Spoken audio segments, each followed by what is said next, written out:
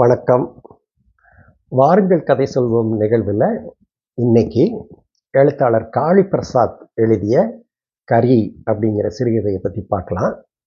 இந்த கரிங்கிற சிறுகதையில் கதை சொல்லியா ஒரு டாக்டர் வர்றாரு. இந்த டாக்டரோட நெருங்கிய நண்பர்கள் 2 பேர், சேகர்னும் ராமன் அப்படின்னும். இவங்களோட சேர்த்து இன்னொரு கதாபாத்திரமும் வருது, வைத்தியலிங்கம்னு ஒருத்தர்.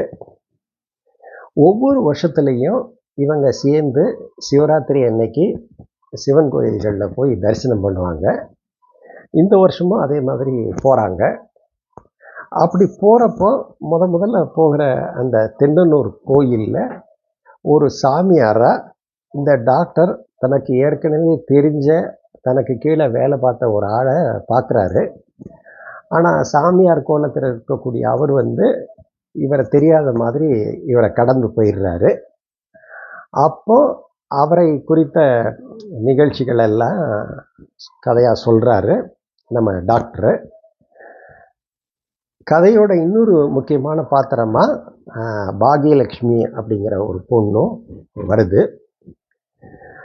இவர் என்னென்ன சம்பவங்களை சொல்கிறாரு, இந்த சிவன் கோயில்களை ஒன்றா பார்த்துட்டு போகையில் கடைசியில் இருக்கிற அந்த சிவன் கோயிலுக்கு போன உடனே கடைசியில் இறுதியாக என்ன நடக்குது அப்படிங்கிறதெல்லாம் இந்த கதையில் ரொம்ப சுவாரஸ்யமாக சொல்லியிருக்கிறாரு எழுத்தாளர் காளிப்பிரசாத். கதைக்குள்ளே போகலாம். கதையில் ஆரம்பிக்கிறப்பமே அந்த மருத்துவமனையினுடைய கீழ்த்தளத்தில் பாதுகாவலர் பரபரப்பாக நின்றிருந்தார் அப்படின்னு சொல்லி ஆரம்பிக்குது. ஏன் பரபரப்பாக இருக்காரு அப்படின்னு பார்த்தோம்னா, அந்த அடித்தளத்தில் ஒரு கார் நிற்குது. அந்த கார்ல இருந்து மருத்துவமனையோட முதலாளி ஐயா இறங்குறாரு. ஒரு சன்கிளாஸ் ஒன்று போட்டிருக்கிறாரு.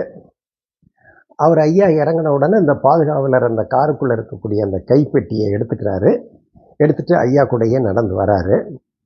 ஐயா அந்த முன்பக்கம் இருக்கக்கூடிய லிஃப்டை பயன்படுத்தலை, பின்பக்கம் இருக்கக்கூடிய படிகளை பயன்படுத்துகிறாரு. இந்த பாதுகாவலரும் அவர் கூடயே சேர்ந்து நடந்து வராரு. மாடியை ஏறிடுறாங்க, 2வது மாடி படியிலே ஏறுறாங்க. இப்போ கதை இன்னொரு பக்கம் திரும்புது. அந்த பக்கத்தில் அந்த 2வது மாடியில் தான் அந்த ஆஸ்பத்திரிக்கு ஒட்டுமொத்தமாக இருக்கக்கூடிய எல்லா அறைகளுக்கும் இருக்கக்கூடிய ஏசியை கண்ட்ரோல் பண்ணுற அந்த என்ஜின் எந்திரம் அங்கே தான் இருக்குது. அந்த அறையோட கதவை சாவியை வச்சு பாபு திறக்கிறான். திறந்துட்டு உள்ளே போனால் அறை ஒரே இருட்டாக தான் இருக்குது. அந்த முன்பக்கம் இருக்கக்கூடிய சுவிட்ச் போடுறான். இந்த முன்பக்கத்தில் மட்டும் லேசாக வெளிச்சம் பரவுது. திறந்த கதவை சாத்துறான். அந்த சட்டத்தில் கொக்கிகள் இருக்குது. அதில் நிறைய யூனிஃபார்ம் இருக்குது. இவன் தன்னுடைய யூனிஃபார்மை தேடி பார்க்குறான், கையிலையும் எடுக்கிறான். அவன் முதுகுக்கு பின்னாடி அவனை யாரோ பார்க்குற மாதிரி ஒரு குறுகுறுன்னு ஒரு உணர்வு ஏற்படும். அந்த முதுகு தண்டில் ஊசி போட்டால் எப்படி வலிக்குமோ அது மாதிரி ஒரு வலியும் அவன் உணர்ந்து பார்ப்பான். இதே உணர்வை அவன் அந்த ஆஸ்பத்திரியில் என்ஜின் ரூம்லேயும் அனுபவிச்சிருக்கான். இவனுக்கு ஒரு விதமாக பதட்டம் வருது, பயம் வருது. நல்லா மூச்சை நல்லா இழுத்து வெளியே விடுறான். அப்பவும் அவனுக்கு முழுக்க அந்த பதட்டம் ஒன்றும் தனி இல்லை. சரி அப்படின்னு சொல்லிட்டு பார்த்துக்கிட்டே இருக்கையில் சில சத்தம் கேட்குது. அப்புறம் மலரோட வாசம் அடிக்குது. சரி பார்த்துடலாம் அப்படின்னு தடுமாற்றத்துக்கு இடையில் பின்னாடி என்ஜின் பக்கம் போகிறான். அந்த ஏசியோட என்ஜின் அது ஒரு ரீங்காரத்தோட சத்தத்தோடு இயங்கிக்கிட்டு இருக்கு. அந்த பக்கமும் ஒரே இருட்டாக தான் இருக்குது. அந்த என்ஜின் போயிட்டு அப்புறம் அந்த பக்கம் எட்டி பார்க்குறான். அங்கே ராத்திரி இருட்டு. அந்த இருட்டுலையும் தெரியுது இவனுக்கு ஒரு பெண் அங்கே உட்காந்துருக்கா, கைகளை ஊனிட்டு உட்காந்துருக்கா. இவன் பார்க்குறான்னு தெரிஞ்சதுக்கப்புறம் அவன் தலையை நிமிர்ந்து அவனோட கண்களை பார்க்குறான். பார்த்த உடனே இவன் ஒரே ஷாக் ஆகி பேன்னு கத்திட்டு அந்த அறையை விட்டு ரொம்ப வேகமாக வெளியே ஓடி வரான். வெளியே வேகமாக ஓடி வந்தவன் அந்த படியில் ஏறி மேலே வந்துக்கிட்டு இருக்கிறார் இல்லையா ஐயா, அவர் மேலே போய் நேரடியாக மோதிடுறான். 2 பேரும் கீழே உள்ளிருந்து ஒரு மாதிரி தடுமாறி எந்திரிச்சிடுறாங்க. இந்த ஐயாவோட தலையில் இருக்கக்கூடிய அந்த டை எல்லாம் இவன் சட்டையில் வயிற்று பகுதியில் ஒட்டிக்குது. இப்போ அப்படி இருக்கிறப்ப கூட இவன் ஐயாவை அணைச்சிட்டு தான் நிற்கான். இப்போ என்னன்னு பார்த்தோம்னா, பாதுகாவலர் என்ன பண்ணுறாரு, உடனடியாக விசில் எடுத்து ஊதுறாரு. விசிலை ஒரு ஊதி எல்லா லைட்டையும் கட கட கட கடன்னு போடுறாரு. இவர் அந்த விசில் எடுத்து ஊதின உடனே எல்லா ஃப்ளோரில் இருக்கக்கூடிய ஆயாக்கள், வார்டு பாய்ஸு, மற்ற செக்யூரிட்டிஸ் எல்லாருமே இந்த 2வது மாடிக்கு வந்துடுறாங்க. இவர் இந்த விசிலை ஊதின கையோட அந்த ஏசி என்ஜின் ரூமுக்குள்ளே போகிறாரு. போயிட்டு போன வேகத்திலே இவர் திரும்பி வர்றாரு. அந்த ரூம் வாசலில் இங்கே கூட்டம் அதுக்குள்ளே கூடிருச்சு. அந்த ரூம்குள்ளே இருந்து பெருமாளும் பாக்யலட்சுமியும் வெளியே வராங்க. அங்கே கூடியிருந்த எல்லாத்துக்கும் என்ன நடந்துருச்சு உள்ள அப்படிங்கிறது புரிஞ்சு போச்சு. இப்போ இந்த பக்கத்தில் பெருமாளும் பாக்யலட்சுமியும் நிற்கிறாங்க.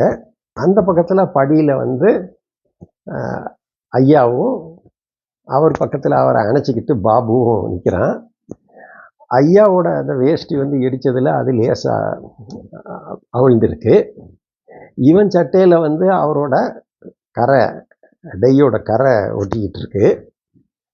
இவன் ஐயாவை அணைச்சிக்கிட்டு வேற நெருங்கி நிற்கான். முதல்ல இந்த பாதுகாவலருக்கு தான் ஒரே சிரிப்பு வந்துடுது. அதை அவர் ரொம்ப கண்ட்ரோல் பண்ணி அடக்கிக்கிட்டு இருக்காரு. எல்லாத்தையும் பார்க்குறாங்க. அங்கே இருக்கிற எல்லாத்துக்குமே சிரிப்பு வருது. எல்லாருமே வாயை அடக்கி அவங்களுக்குள்ள சிரிச்சிட்டு இருக்காங்க. அப்போ அந்த கடைசி ரோவில் இருக்கக்கூடிய ஒரு ஆள் நல்லா வாய் விட்டு உறக்க சிரிச்சிடுறாரு. சரி, ஒருத்தர் சிரிச்சா போதுமே, அது எல்லாரையும் தொத்திக்கிட்டுது. எல்லாரும் அடக்க முடியாமல் அந்த 2வது ஃப்ளோரில் இருக்கக்கூடிய அறைகளுக்குள்ள ஓடி போய் சிரிக்கிறாங்க. சரி, அப்புறம் என்ன, மறுநாள் அன்னைக்கு 2 பேர்த்துக்கும், பெருமாளுக்கும் பாக்யலட்சுமிக்கும் டிஸ்மிஸ் ஆர்டர் கொடுக்குறாங்க. அந்த டிஸ்மிஸ் ஆர்டர் கொடுக்குறப்ப மேனேஜர் கூட சிரிச்சுக்கிட்டே தான் கொடுக்குறாரு. இவங்க 2 பேரும் யூனிஃபார்மை ரிட்டர்ன் பண்ணுறப்போ அந்த வாங்கி வைக்கிற அந்த பொண்ணு கூட சிரிச்சுக்கிட்டே தான் இருந்தது. ஆச்சா, அப்புறம் அந்த சம்பவம் நடந்ததுக்கு அப்புறம் கொஞ்ச நாளைக்கு அந்த முதலாளியே ஆஸ்பத்திரிக்கு வரல. அவரே ரொம்ப நாள் கழித்து தான் வந்தார். வந்தவர் இப்போ நேரடியாக லிஃப்ட் பக்கம் போயிட்டார். அந்த லிஃப்ட் ஆப்ரேட்டர் அந்த பையன் அவனுக்கும் ஒரே சிரிப்பு. ஆனால் அவனை அடக்கிக்கிட்டான்.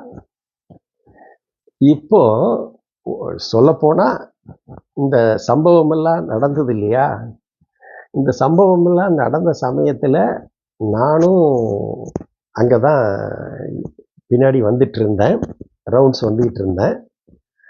நானும் அதெல்லாம் பார்த்தேன். எனக்கும் ஒரே சிரிப்பு. நானும் அடக்க மாட்டாமல் அவளை பார்த்தேன். பாக்யலட்சுமியும் என் கண்ணையை பார்த்தா. நான் தலையை குனிஞ்சிக்கிட்டு இது எதுக்கு பெண்பாவம் நமக்கு எதுக்கு அப்படின்னு சொல்லிட்டு வந்துட்டேன் அப்படின்னு ரொம்ப விரிவாக சொல்கிறாரு டாக்டர். இதை 2 பேரும் இவங்க கேட்டுக்கிட்டு இருக்காங்க. யார் 2 பேரும்? சேகரும் ராமனும்.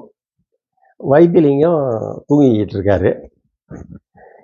சேகர் சொல்கிறான், என்னப்பா ஒன்று கூட மறக்காமல் அப்படியே எல்லாத்தையும் சொல்கிற, அவள் பாக்யலட்சுமி ஆள் ரொம்ப செவத்தியாக இருப்பா போல இருக்க அப்படிங்கிறார்.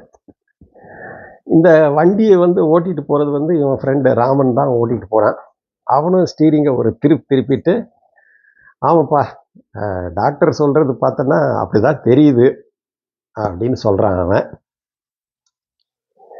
டாக்டர் சொல்கிறாரு, அந்த பொண்ணு எப்படிங்கிறத எனக்கு சொல்ல தெரியல. ஆனால் அவள் வந்து ரொம்ப அம்சமாக இருப்பா. மாநிறம் அப்படின்னு கூட சொல்ல முடியாது. அவள் ஆள் கருப்பு தான். ஆனால் அவளை பார்க்குறவங்க யாருமே இன்னொரு தடவை திரும்பி பார்ப்பாங்க. அப்படி ஒரு தோற்றம் வந்து அவளுக்கு. அவள் இந்த படியில் யூனிஃபார்மோட தொடச்சிட்டு வருவா இல்லையா? அப்படி தொடச்சிட்டு வரும்போது இந்த வார்டு பாய்ஸ் எல்லாம் என்னன்னா, அவங்க லிஃப்டில் போகாமல் படியில் தான் எல்லாரும் வருவாங்க, ஏறுவாங்க, கீழே இறங்குவாங்க எல்லாம். பாக்யலட்சுமி வந்து அந்த படியில் மாபு வச்சு துடைப்பா பாரு, அப்போ பார்க்கணுமே அவளை அப்படின்னு சொல்லிட்டு அந்த காரில் இவங்க சாப்பிட்றதுக்காக பையில் முறுக்கு கொண்டு வந்திருப்பாங்க. அந்த பையை எடுத்து தான் மடியில் வச்சுட்டு அந்த உள்ளே இருக்கிற முறுக்கு பொட்டலத்தை பிரிக்கிறாரு டாக்டர். இவன் வந்து சேகர் கேட்குறான் அடுத்து, சரிப்பா இவ்வளவு சம்பவமெல்லாம் நடந்திருக்கு, ஆனால் இன்னைக்கு அந்த திண்ணனூர் கோயிலில் நம்ம பார்த்தோம், பாபு தான் இப்போ சாமியாராக இருக்கிறான், அவன் உன்னை தெரிஞ்ச மாதிரி காமிச்சிக்கல அப்படிங்கிறதையும் சொல்கிற. ஏன் அவன் அப்படி இருக்கான், என்ன காரணம் என்ன அப்படிங்கிறதெல்லாம் கேட்குறான் சேகர். இதுக்கு இடையில் இந்த காரில் தூங்கிக்கிட்டு வந்தார் இல்லையா அந்த வைத்தியலிங்கம், இவர் முழிச்சுக்கிட்டார். முழிச்சிட்டு, என்னப்பா இன்னும் திருவள்ளூரே வரலையா, இது ஒன் பாத்ரூம் போகணும், கொஞ்சம் வண்டி ஓரங்கட்டி நிறுத்து அப்படின்னு ராமன்ட்ட சொல்கிறார். அவர் வண்டியை ஓரங்கட்டி நிறுத்துறாரு. ராமன் வந்து இறங்கி அவர் போகிறப்போ போயிட்டு வராரு. அப்புறம் ஒரு சிகரெட்டை எடுத்து வைத்தியலிங்கம் ஊதுறாரு. ராமனும் அவர்கிட்ட ஒரு சிகரெட்டை வாங்கி அவனும் ஊதுறான். வண்டியிலேருந்து இறங்கி நம்ம டாக்டரும் வேஷ்டியை இறுக்கி கட்டிக்கிறாரு. பேசிக்கிட்டே இருக்காங்க. இந்த வைத்தியலிங்கம் சொல்கிறாரு, இப்போ திண்ணனூர்லேயே கோயிலில் இவ்வளவு கூட்டம் இருக்கு, ஆனால் அநேகமாக இந்த அளவுக்கு கூட்டம் திருப்பாச்சூரில் இருக்காதுன்னு நினைக்கிறேன். இன்னும் திருப்பாலைவனம் நம்ம போகையில் 4ஆம் கால ஜாபம் போய் பார்க்க போகணும், அவ்வளோ நேரமும் ஆயிரும். இப்போ வந்து நமக்கு சிவன் தரிசனம் கிடைக்கணும்னா அவன் நினச்சாதான் நமக்கு நல்ல தரிசனம் கிடைக்கும், எல்லாம் அவன் கையில் தான் இருக்குது அப்படின்னு வைத்தியலிங்கம் சொல்கிறாரு.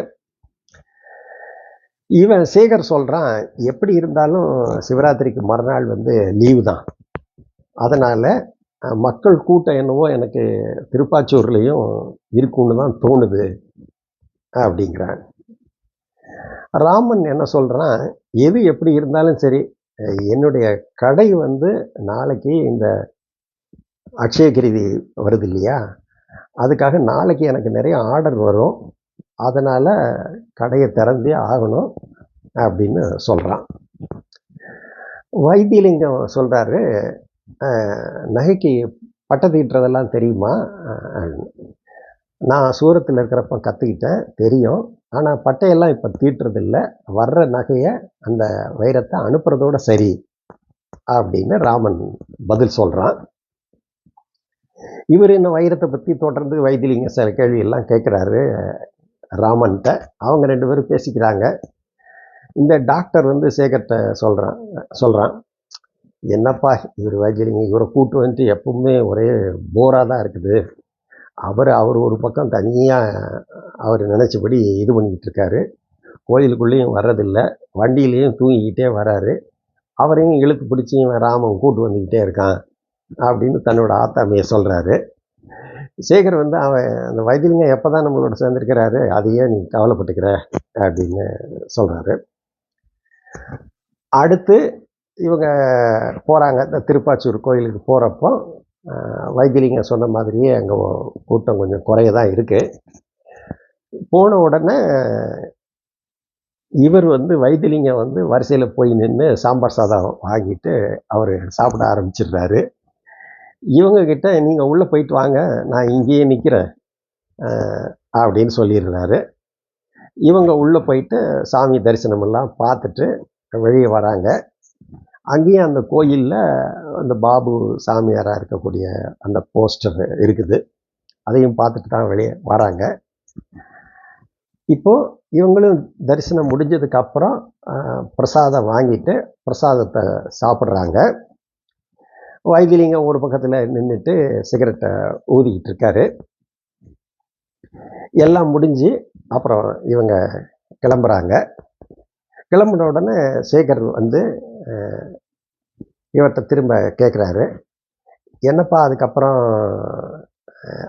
என்னாச்சு அப்படின்னு. இவர் நம்ம டாக்டர் வந்து சொல்கிறாரு, எல்லாம் டிஸ்மிஸ் ஆர்டர் கொடுத்து அந்த கதையெல்லாம் முடிஞ்சுது.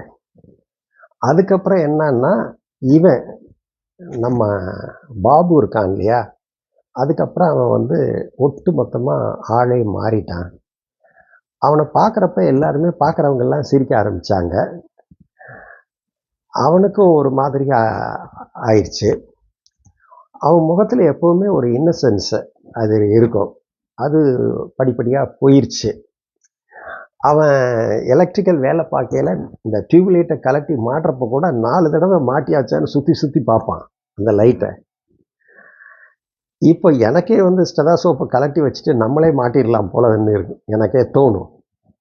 அவங்ககிட்ட போய் அஜந்தா பாக்கு வாங்கிட்டு ஸ்பெஷல் தோசை வாங்கிட்டு வா அப்படின்னு அனுப்பிச்சி விட்டோம்னா எல்லாம் வாங்கிட்டு வந்து நிற்பான்.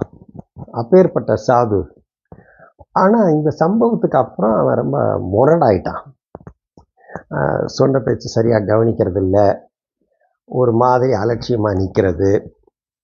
அப்புறம் ஓரமாக இருக்கிற கடையில் போய் சிகரெட்டை ஊதிட்டு நிற்கிறது. இப்படி ஆயிட்டான் அவன். அப்புறம் வேலையை விட்டும் நின்றுட்டான். நிற்கிறப்போ என்கிட்ட சொல்லிட்டு தான் போனான் அப்படின்னு சொல்கிறாரு.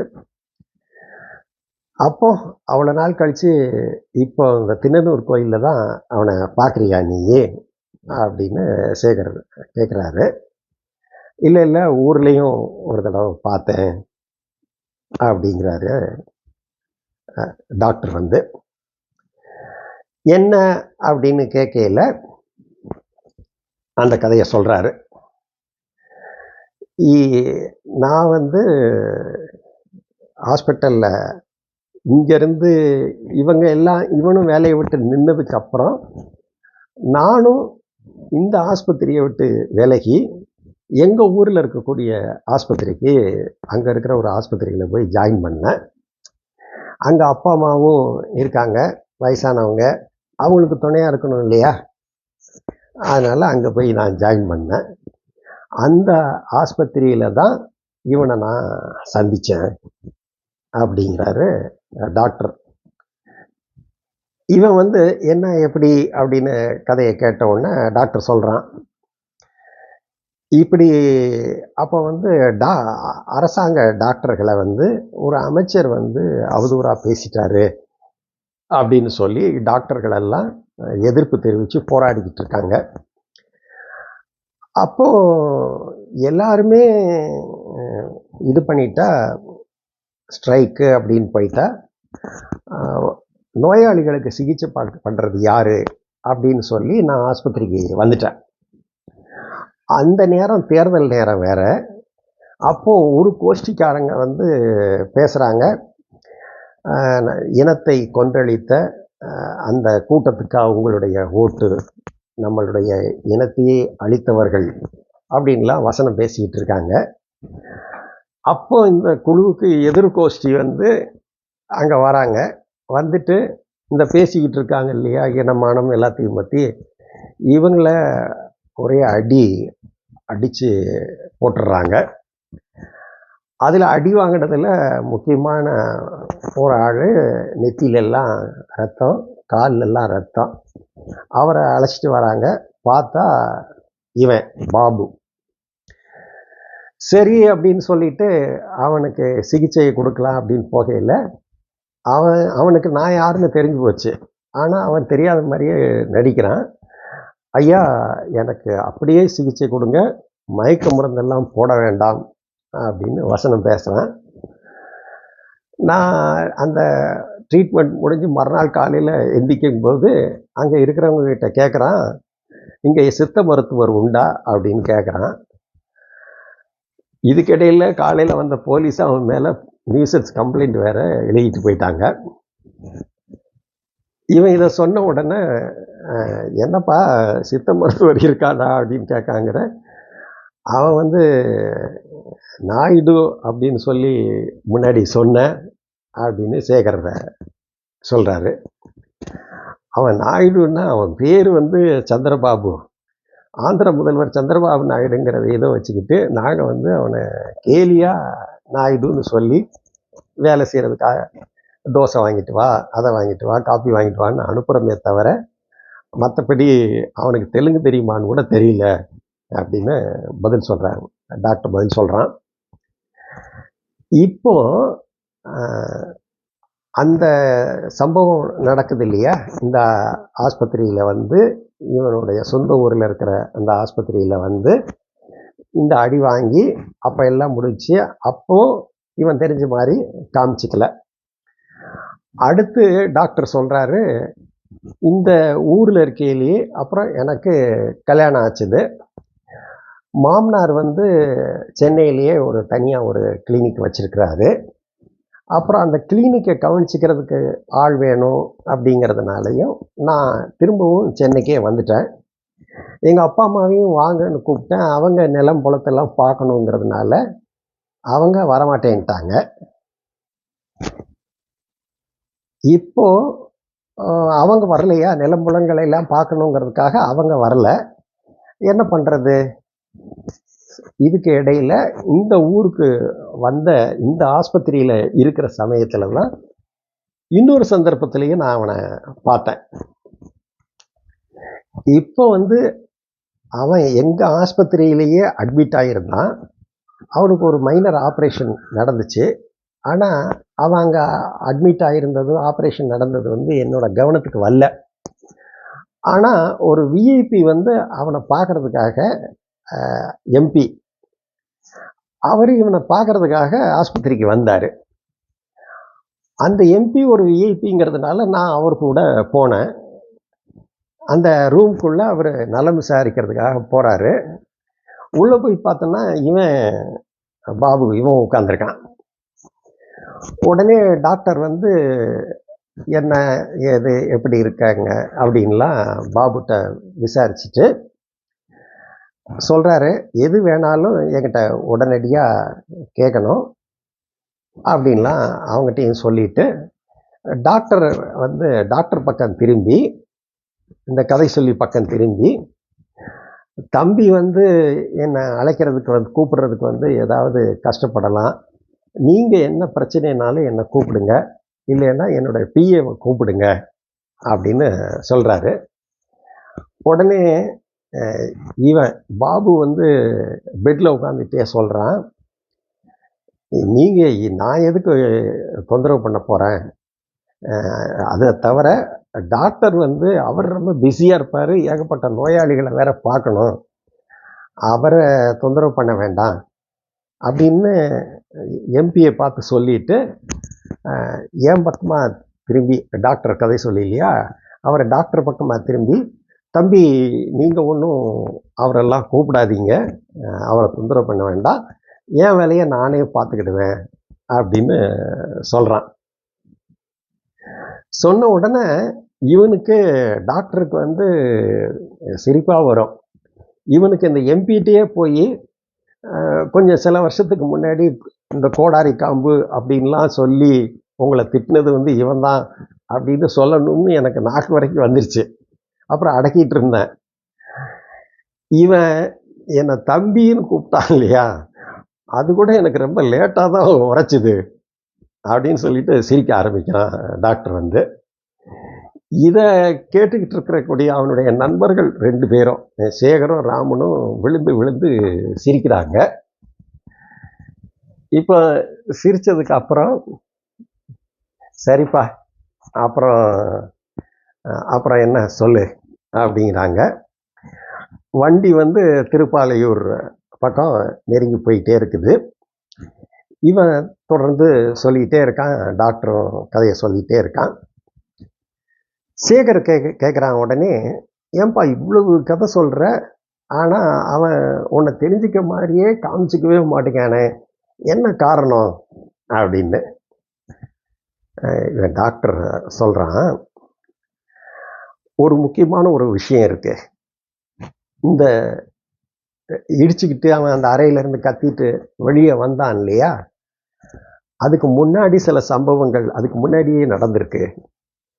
என்ன அப்படின்னா, அவ பாக்யலட்சுமி வேலை செய்கிற டியூட்டி நேரத்தில், நைட் சமயத்தில் இவனும் அப்பப்போ வருவான். நானும் இவனை வாட்ச் பண்ணியிருக்கேன். சரி, ஏதோ தற்செயலாக வாரா அப்படின்னு நினச்சேன்னா, அவன் வேணும்னே வாரான் அப்படிங்கிறது தெரிஞ்சு போச்சு எனக்கு அப்படின்னு சொல்லிட்டு, அந்த முறுக்கு இருக்கிற அந்த பை இருக்கு இல்லையா, அதை எடுத்து மடி மேலே வச்சுக்கிறான். என்ன அப்படின்னு கேட்கையில் இவன் தொடர்ந்து சொல்கிறான். அவன் வந்து அந்த வேலையெல்லாம் முடிஞ்சிட்டு ராத்திரி நேரத்தில் டியூட்டி முடிஞ்சு அங்கே படுத்திருப்பா. அப்போ படுத்திருக்கிற நேரத்தில் அங்கிட்டு இங்கிட்டு திரும்பி படுக்கையில் அந்த சேலை வந்து லேசாக விலகும். இவன் அந்த பக்கம் இருந்து எட்டி பார்த்துட்டே இருப்பான். அவனுக்கு அதுக்கு மேலே வேற எந்த தைரியமும் கிடையாது. அவ்வளோதான் அவனுக்கு. இதுக்கே அவனுக்கு முகத்துலலாம் வேர்த்து போயிடும். இது பண்ணுறதுக்குள்ளேயே. நான் வரதை அவன் பார்த்தா ஓடிடுவான். அவனுக்கு நான் அவனை வாட்ச் பண்ணுறேன் அப்படிங்கிறது தெரிஞ்சு போச்சு. அதனால தான் அவன் மற்றவங்களெல்லாம் தெரிஞ்சுக்கிட்ட மாதிரி காமிச்சிட்டாலும் என்ன தெரிஞ்ச மாதிரி காமிச்சிக்க மாட்டேங்கிறான் அப்படின்னு டாக்டர் சொல்கிறான். இவன் சேகர் சொல்கிறான், சிரிச்சிட்டே சொல்கிறான். கடைசியில் ஆஸ்பத்திரியில் அங்கேருந்து ஆரம்பித்து இப்போ சாமியாராக வந்து நிற்கிறான் அப்படின்னு டாக்டர் சொல்கிறான். உடனே, இவன் போலி சாமியாருப்பா, இவன் வந்து மனசையே அடக்க தெரியாதவன், இவன் எப்படி சாமியாராக இருக்க முடியும்? இவன் தான் நாக்கை தொங்க போட்டு அலைஞ்சானே, இவனோட குணாதிசயம் எனக்கு தெரியுங்கிறதுனால அவன் என்கிட்ட தெரிஞ்ச மாதிரி அவனை காமிச்சிக்க மாட்டேங்கிறான் அப்படின்னு சொல்கிறான். உடனே சேகர் வந்துட்டு, இப்போ சாமியாராக இருக்கிறதுனால என்ன இன்கம் டேக்ஸ் பிரச்சனை கூட இல்லைப்பா, நல்லது தானே அப்படிங்கிறான். இவர் ராமனும் கூட கிண்டலாக அடிக்கிறாரு. இப்போ சாமியாருக்கு வந்து தான் இப்போ எல்லாம் தான் கிடைக்குது, நீ வந்து சாமியாராக இருந்தால் எல்லாம் கிடைக்குமா அப்படின்னு கேட்குற, எல்லாம் தான் கிடைக்குதே அப்படின்னு சிரிக்கிறான். உடனே டாக்டர் சொல்கிறாரு, எப்படி இருந்தாலும் நம்ம வந்து ஒரு கோடு போட்டு ஒரு வாழ்க்கை வாழ்கிறோம். நமக்குன்னு சில இது வச்சுருக்கோம். நமக்குன்னு சில வாழ்க்கை இருக்குது. நமக்குன்னு ஒரு குடும்பம் இருக்குது. நமக்கு ஏதாவது ஒன்றுனா அவங்க வருத்தப்படுறாங்க, கவலைப்படுறாங்க. அதே மாதிரி அவங்களுக்கு ஏதாவது உடம்பு சரியில்லை அப்படின்னா நம்மளும் வருத்தப்படுறோம், கவலைப்படுறோம். இவன் சாமியாராக இந்த வேஷம் போடுற வாழ்க்கையில் இதெல்லாம் கிடைக்குமா? அந்த நாய்க்கு அதெல்லாம் வேணியதான். அவன் என்ன நினச்சாலும் அந்த வாழ்க்கை வந்து அவனுக்கு கிடைக்காதுல்ல அப்படின்னு சொல்கிறான். இதுக்கு இடையில் இன்னொன்று சொல்கிறான். அவன் இந்த திண்ணனூரில் இருக்கையில் கோயிலில் அவன் என்ன பேச்சு பேசுகிறான். பூசலார் கோயிலில் வந்து இவன் நெஞ்சில் வந்து அப்படியே வந்து ஒளி வந்து நிறைஞ்சுதான் அப்படியே அவன் சாமியாரானானா. அப்போ உள்ளத்தில் ஒளி இருந்தால் எல்லாமே கிடைக்கும் அப்படின்னு பூசலார் கதையை சொல்கிறான். அவன் அந்த நாய் அப்படி சொல்லிட்டு ஒரு கெட்ட வார்த்தையை திட்டுறான்.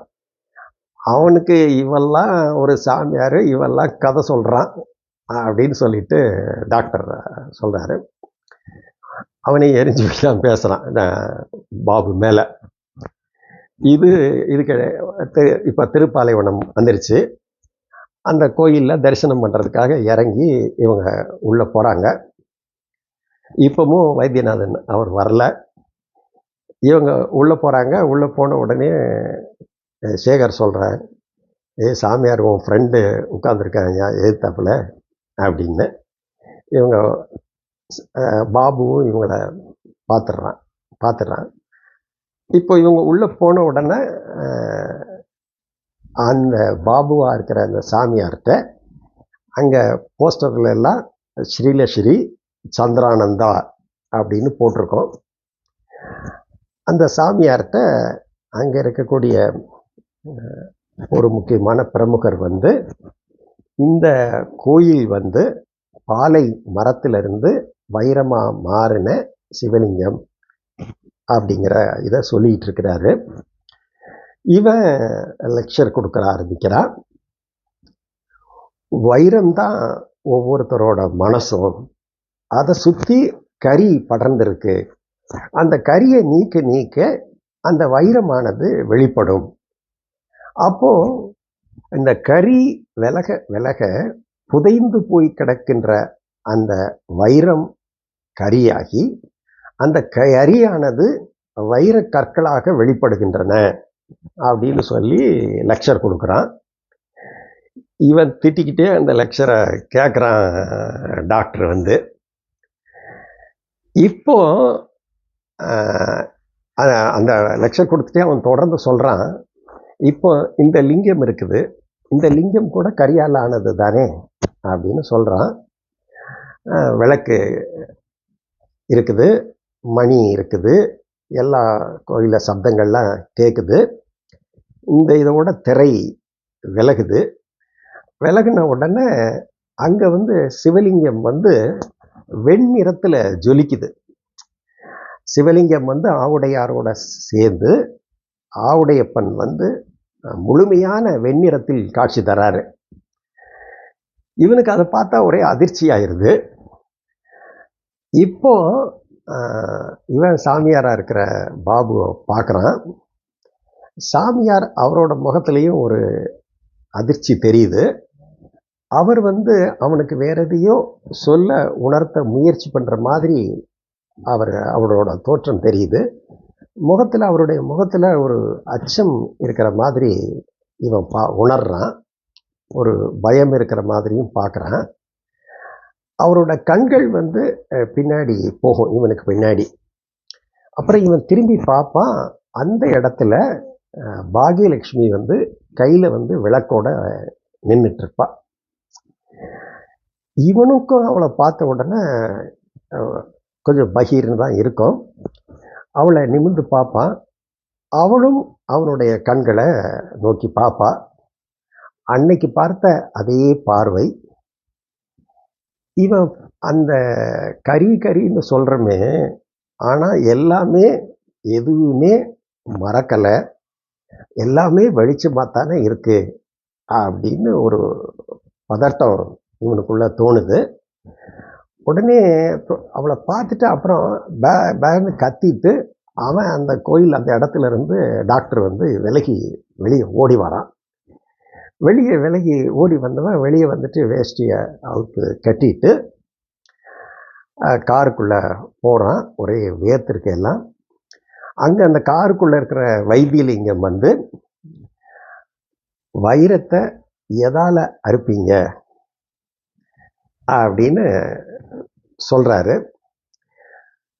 மனசை எதால் அறுப்பீங்க அப்படின்னு கேட்குறாரு. இந்த அளவில் இந்த கதையை நிறைவு செய்கிறார் எழுத்தாளர் காளிபிரசாத். இப்போ கதையை கொண்டு போயிட்டு கதையை முடிக்கிறப்போ அப்படியே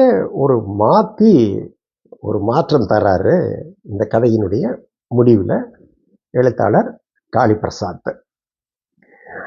இந்த கதை சொல்லி வந்து பாபு மேலே என்னென்ன குற்றச்சாட்டுகளை சொல்லி கொண்டிருந்தானோ, இவனும் அவ்வளவு குற்றச்சாட்டுகளுக்கும் உரியவனாகவே இருக்கிறான் அப்படிங்கிறத கதை முடிவில் நமக்கு உணர்த்துறாரு காளிபிரசாத். இந்த கதையின் நெடுங்கிலையும் பார்த்தீங்கன்னா வாசகன் இட்டு நிரப்பிக் கொள்வதற்கான செய்திகள் நிறைய இருக்கின்றன. அதெல்லாம் பேசினா நிறைய நேரம் ஆகும். நாம் வந்து காளிப்பிரசாத் சொல்கிறாரு என்ன அப்படின்னா, எழுத்தாளர் நாஞ்சில் நாடன் அவர்கள் தான் எழுத வந்தது பணத்திற்காக அல்ல, பேரும் புகழும் அடைவதற்காகவும் அல்ல, வாழ்க்கையை புரிந்து கொள்வதற்கான ஒரு முயற்சி, என்னை நானே அறிந்து கொள்வதற்கான தேடுவதற்கான முயற்சி தான் என்னுடைய எழுத்து அப்படின்னு சொல்கிறேன். அப்படிங்கிறது அவர் கூறின ஒரு புகழ்பெற்ற வாசகம். இந்த நாஞ்சில் நாடனோட கூற்று தான் என்னை எழுத வைத்தது, எழுத தூண்டியது. நானும் அதை நோக்கிய கதைகளைத்தான் படைத்து கொண்டிருக்கிறேன் அப்படின்னு காளிப்பிரசாத் சொல்கிறாரு. அவர் சொல்லுவதற்கு அப்படியே நிரூபித்திருக்கிறார் இந்த கதையில் அப்படிங்கிறத நம்ம பார்க்க முடியுது. சுயமாக வாழ்க்கையை புரிந்து கொள்ளுகின்ற ஒரு முயற்சியாகவும், தன்னைத்தானே தேடுகின்ற ஒரு சுய முயற்சி அப்படிங்கிற இதை முன்வைத்தும் இந்த கதையை அணுகி பார்க்கலாம். இந்த கதையில் முக்கியமாக நான் ஒரே ஒரு கதை ஆசிரியர் சொல்லியிருக்கிற ஒரு இதை படிக்கணும் அப்படின்னு ஆசைப்படுறேன். கதாசிரியரோட மொழியிலேயே அதை படிக்கலாம் அப்படின்னு.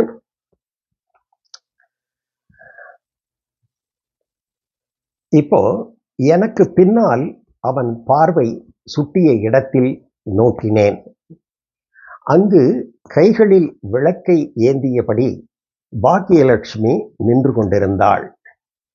சாந்தமும் தீவிரமும் ஒன்றாய்க்கூடிய அதே முகம், இத்தனை வருடத்திலும் சற்றும் மாறாத உடல் வாகு, அதே உடல் வாகு, உதட்டில் அதே புன்னகை. மெல்ல தலையை உயர்த்தி என் கண்களை பார்த்தாள். அன்று நான் சிரித்தபோது என்னை ஊடுருவி பார்த்த அதே பார்வை. இத்தனை வருடங்களாய் கரி பூசி எதையும் மறைத்து விடவில்லை. எல்லாமே வெளிச்சமாகத்தான் இருந்திருக்கிறது. என் உடல் நடுங்க தொடங்கியது. ப என்று அலறியபடி கூட்டத்தை தள்ளிக்கொண்டு வெளியே வந்தேன். மெல்ல வேட்டியை அவிழ்த்து இறுக்கி கட்டிக்கொண்டேன்.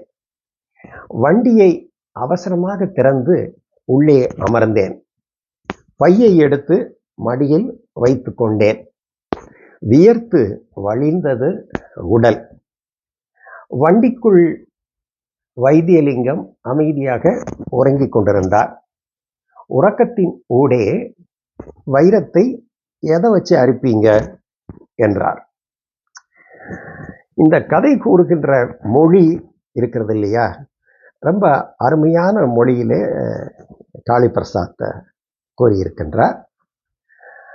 இந்த நவீன காலத்திலே எழுதுகின்ற குறிப்பிடத்தக்க எழுத்தாளரான காளிப்பிரசாத்தினுடைய கதைகளை நண்பர்கள் தொடர்ந்து வாசிக்கலாம். நன்றி.